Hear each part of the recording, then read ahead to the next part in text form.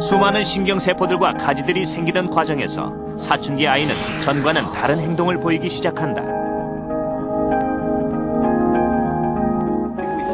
전두엽안 뇌신경세포가 효율적으로 연결되지 않는 것이 바로 사춘기 아이들의 감정적 행동의 원인이라고 생각합니다. 전두엽은 충동을 억제하는 뇌부인데요. 사춘기 시기의 전두엽은 지나치게 많은 신경세포들 간의 연결로 제대로 정돈되지 않은 상태입니다. 그 결과 충동적이고 무분별한 행동을 하게 되는 것입니다. 감정적인 자극이 뇌에 들어와도 전두엽으로 곧바로 전달되면 이성적인 판단이 이루어질 수 있다. 그러나 감정적 자극이 처리되는 또 다른 경로도 있다. 이 간접적인 길을 사용하면 자극은 전두엽에 도달하기 전에 먼저 행동으로 이어진다. 전두엽의 미성숙으로 사춘기 때엔 직접적인 경로보단 간접적인 경로가 오히려 빨라 아이들의 감정적인 반응과 행동이 나타나게 되는 것이다. 전두엽과 뇌의 다른 부위와의 연결은 어른이 돼서야 비로소 완전히 이루어지기 때문에 사춘기 아이들이 어른에 비해 감정적인 반응을 보이는 경향이 강합니다. 그래서 아이들은 감정적 반응을 보이고 난 후 나중에서야 맙소사 내가 도대체 왜 그랬지 하고 후회하는데 이는 전두엽의 적절한 통제 능력이 아직 없기 때문입니다. 전두엽의 미성숙. 어른들이 보기에 무모해 보이는 사춘기 아이들의 행동도 여기에 원인이 있다. 자극적인 행동에 매력을 느끼는 것이다. 그냥 제 기분을 인라인으로 표현하는 거죠. 화가 나면 속도를 빨리 한다든지 그러면서요.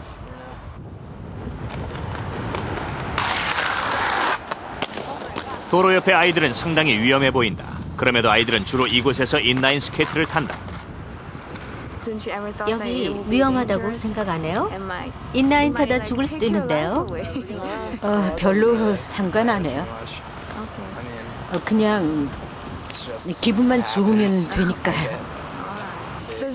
다치면 그만 타고 싶지 않고요?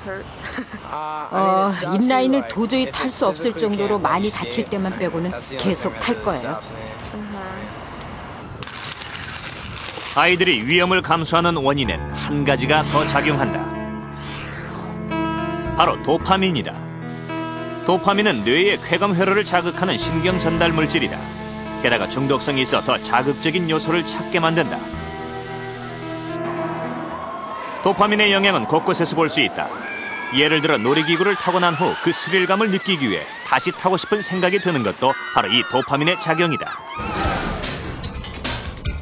그런데 일생 중 도파민의 분비가 가장 많은 시기가 바로 사춘기다.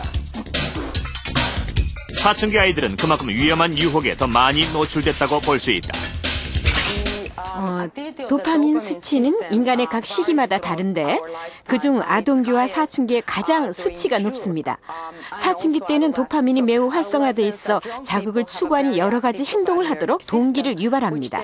그래서 사춘기 때 아이들이 위험을 감수하는 행동을 많이 하게 되는 것이죠.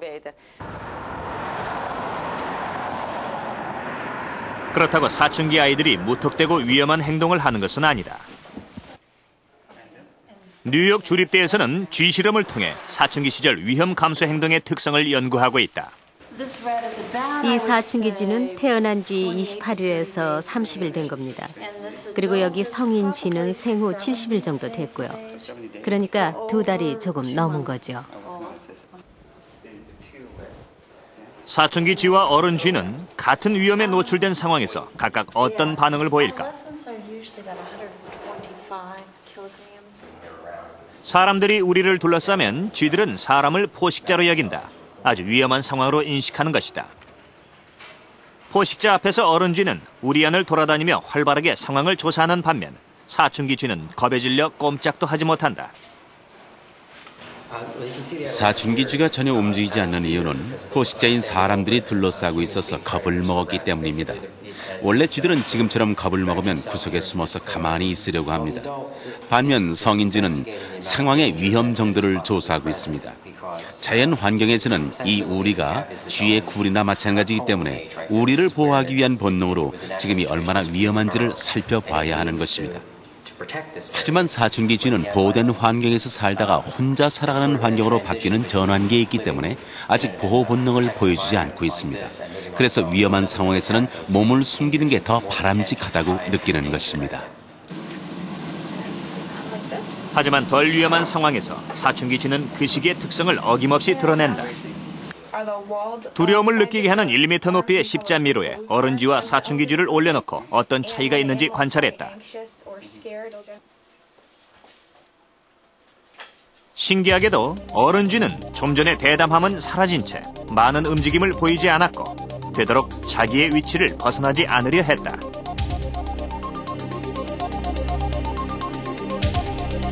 반면 사춘기 쥐는 다른 모습이었다. 끊임없이 탐색하고 활발하게 주변을 둘러보았다. 왜 좀 전의 실험과는 정반대의 반응을 나타내는 것일까?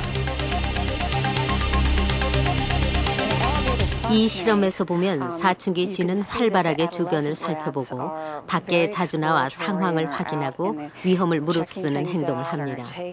왜냐하면 이 미로는 스트레스가 비교적 적은 상황이기 때문입니다.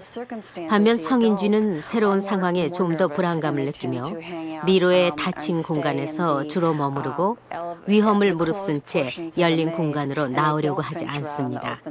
이것은 상황이 비교적 덜 위험하고 행동의 결과가 심각하지 않을 때 사춘기 쥐들이 성인 쥐에 비해 모험을 하고 위험을 무릅쓰는 것을 더 좋아한다는 것을 보여주는 예입니다.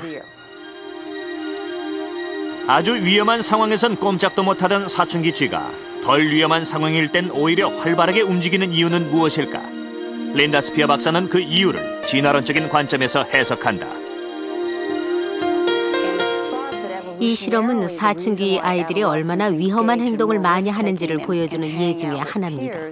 진화론적 관점에서 볼 때 사춘기의 위험한 행동이나 도전을 더 많이 하는 이유는 성장 과정에 있습니다. 사춘기 시절에는 성적으로 급격히 발달하는데 한편으로는 유전적으로 관련이 있는 친족들과 짝짓기를 하지 않을 어떤 장치를 만드는 것이 중요합니다. 이를 위해 대부분의 동물들은 성별에 상관없이 사춘기 때 짝짓기를 위해 집 주변을 떠나 자신만의 보금자리를 꾸미게 됩니다.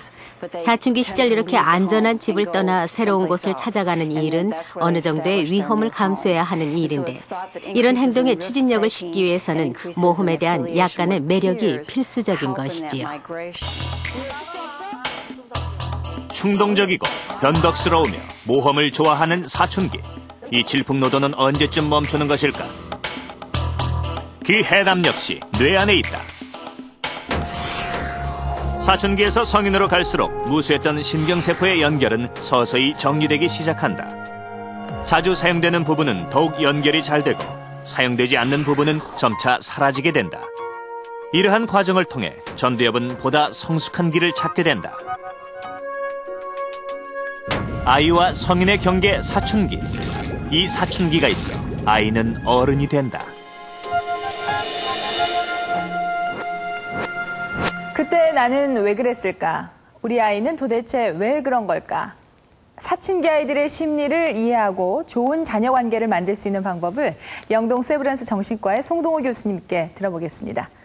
교수님 안녕하세요. 안녕하세요. 네, 저희가 앞서서 사춘기의 특성을 생물학적인 원인에서 좀 찾아봤는데요. 교수님께서 사춘기의 특성에 대해서 좀 말씀해 주시죠. 먼저 보셨듯이 사춘기의 특성은 지금 크게 이제 두 가지로 나타나 있습니다. 하나는 호르몬의 변화, 네. 이것이 하나 있고요. 이것은 어떤 그 아이가 갖고 있는 어떤 기질의 변화와 같은 것입니다. 예를 들면은 자기 주장을 한다든지, 감정을 좀 과격하게 표현한다든지, 뭐 경우에 따라서는 화를 심하게 낸다든지 이런 것이 있을 수 있고요. 또 하나는 사고의 변화입니다.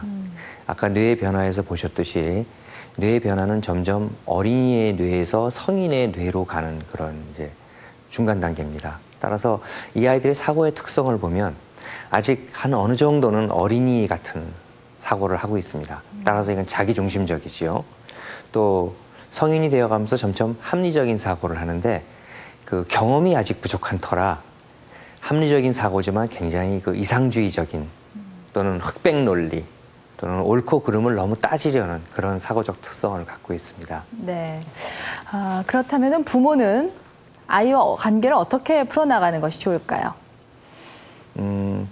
사춘기 때라고 부모 노릇이 뭐 달라지겠습니까? 그렇지만 우리가 일반적으로 부모